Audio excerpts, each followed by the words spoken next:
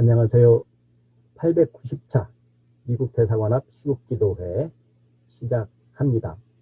오늘은 그 미국의 제국주의 속성에 대해서 조금 더 알아보는 시간을 잠깐 갖고 나서 우리 현장 발언을 함께 감상하는 것으로 대신하겠습니다. 먼저 미국의 속성을 잘 알 수 있게 해주는 미국 사람들의 고백이 여럿이 있습니다. 그 중에서 한 가지를 먼저 알아보고 가겠습니다. 경제저격수의 고백이라는 책이 있습니다. 존 퍼킨스라는 사람이 쓴 책인데요. 저도 이렇게 사서 읽어보고 있습니다만 미국에 대해서 알고 싶어하는 분이라면 꼭 읽어봐야 할 필독서라고 생각합니다. 경제저격수, 도대체 이게 무슨 말인가 한번 살펴보겠습니다. 살펴보기 전에 우선 이 책을 쓴 저자가 누군지 보겠습니다. 존 퍼킨스라는 사람인데요. 이 사람은 1970년대에 세계적인 컨설팅 회사에서 경제저격수라는 공식 직함을 가지고 활동했습니다. 주로 국가 수반, 대기업 CEO 이런 사람들을 상대하면서 각종 프로젝트를 진행했죠. 경제저격수가 이거 고약한 직업이다 생각을 하고 깨달은 다음에 이것을 그만둡니다. 그리고 나서 삶을 완전히 전환시킵니다. 1980년대에는 이제 친환경 발전소 개발에 앞장선 대체에너지 회사의 CEO로 활동했습니다. 1990년에서 2000년대에는 주로 자기가 경험한 일을 토대로 집필하고 강연하는 활동에 주력하고 있습니다. 저서가 여러 종류가 있는데요. 경제저격수의 고백 1, 2권, 그 다음에 미제국의 은밀한 역사, 이 외에도 많은 저서가 있습니다. 오늘은 경제저격수의 고백 1권에서 서문에 해당하는 부분 잠깐 살펴보겠습니다. 경제저격수란 전 세계의 수많은 나라들을 속여서 수조 달러에 달하는 막대한 돈을 털어내고 그 대가로 고액 연봉을 받는 전문가들을 가리키는 말이다.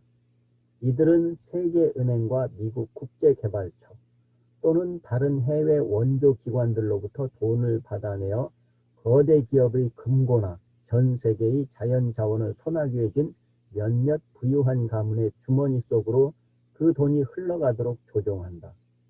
그리고 그 과정에서 회계부정, 선거 조작, 뇌물, 협박을 통한 갈취, 섹스, 살인 등 온갖 수단을 동원한다.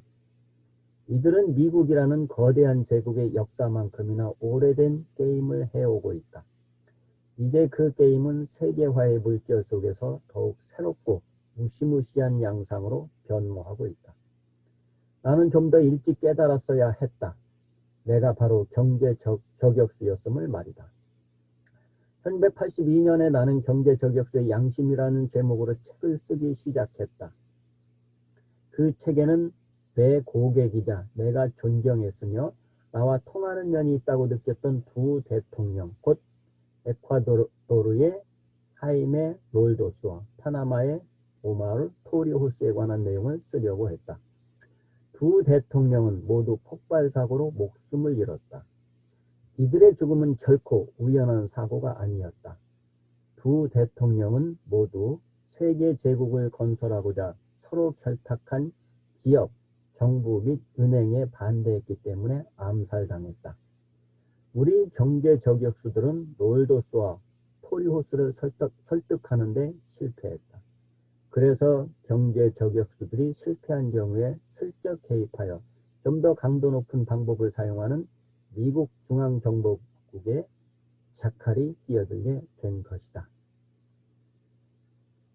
함축해서 살펴본다면 경제저격수, 요 밑에 제가 정리해 놓은 거 보시죠. 경제저격수가 1차적으로 그 각 나라의 주요 인사들, 주로 대통령이죠. 지도자들, 이들을 회유하고 협박합니다. 그리고 나서 그 협박이 통하지 않으면 자칼이 투입이 됩니다. 이들은 암살까지 일삼는 자들이죠. 이것도 안 된다. 그러면 군이 투입됩니다. 전쟁이 일어나는 것이죠. 2003년대 이라크를 생각하시면 됩니다. 바로 이런 일들을 해온 것이 미국의 세계 지배 전략 중에 한 부분인 것입니다. 이러한 공작에 여러 나라들이 무너져 왔죠. 심지어 대국인 중국과 소련도 한때 흔들흔들했습니다. 자본주의화 될 뻔했죠. 그런데 유일하게 북코리아는 건드리지를 못했습니다. 지금 미국은 북코리아를 상대할 힘이 없죠. 이제 평화적인 방법으로, 즉 외교적인 방법으로 관계를 회복하는 길밖에 남아있지 않습니다. 우리는 빨리 미국이 평화협정을 체결하고 이제 전쟁 노름을 그만두고 새로운 관계를 수립하기를 촉구하면서 매주 기도회를 유지하고 있습니다. 지금 이 밑에 사진의 왼쪽에 보이는 사람이 바로 이 암살당한 분 중에 한 사람인 에콰도르 대통령 하이메 롤도스입니다. 1981년도에 비행기 사고로 죽었죠. 오른쪽 흑백 사진의 인물은 파나마의 오마르 토리호스입니다. 대통령이죠. 역시 같은 해에 비행기 사고로 죽었습니다. 퍼킨스의 고백에 따르면 이들의 죽음은 우연이 아니고 미국의 암살단이 개입된 살인이라고 하고 있습니다. 어느 반미주의자가 이렇게 주장하는 것이 아니고 실제로 이 미국의 입장에서 자신들의 이익을 위해서 활동했던 그 사람이 하는 얘기입니다. 자기 고백입니다. 미국은 바로 이런 나라입니다. 오늘은 우리 평화협정운동본부 반미실천단의 부단장이신 윤영일 동지의 발언을 듣는 것으로 오늘 행사를 마무리하겠습니다. 지난 11월 21일 반트럼프 반미투쟁 본부 집회에서 한 발언입니다. 미국은 반드시 망하게 되어 있습니다. 인류 역사상 다른 나라 민족을 침략하고 수탈하여 제국이 된 나라치고 망하지 않는 제국이 없습니다. 미국은 그 제국주의 십상과 절대 버리지 못합니다. 현재 미국은 대선 투개표로 심각한 분열로 노출되어 있습니다. 미국은 51개의 주요 연방이 모여 만든 나라입니다. 그리고 그 힘으로 세계의 역사 국가들을 힘으로 제압하여 자기들의 속을 챙기고 차려왔습니다. 우리나라도 예외는 아닙니다. 점령군으로 이 나라의 발을 들여놓은 후 미군이 우리 민족에게 행한 악행은 이루 말할 수 없습니다. 이 나라를 점령하고 자신들의 입맛대로 바꾸기 위해 지난 일제시기 일제가 우리를 지배한 경험을 충분히 이용하여 그대로 일제의 충성한 친일파를 등용하고 그들을 중심으로 나라를 만들었으며 이에 반발에 자주를 주장하는 수백만을 학살하고 테러하고 제거했습니다. 그리고 전쟁까지 벌이면서 마치나 이 나라 자유를 지킨다는 명분을 내세웠으나 실상은 미제의 자유와 이익을 위해 이 나라를 북까지 점령할 계획으로 침략했습니다.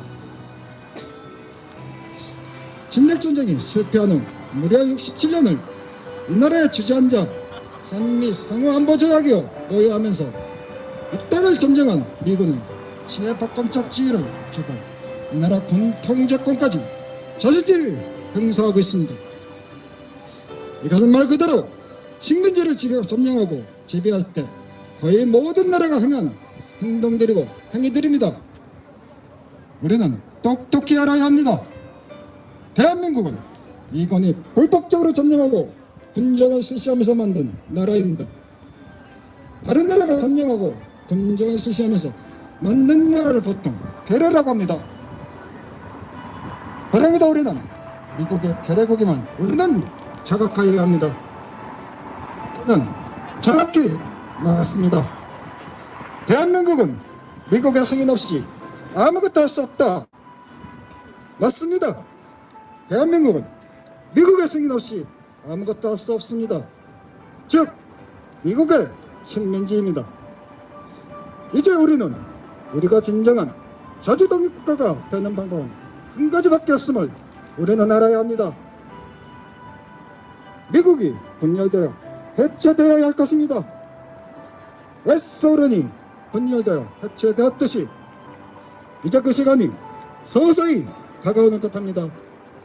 그날까지 우리는 끝까지 억세게 투쟁을 또 투쟁하여 미군이 이 땅 위에서 완전히 철거될 때까지 싸워나가야 할 것입니다. 우리 모두 함께 투쟁합시다. 그리고 승리합시다. 투쟁!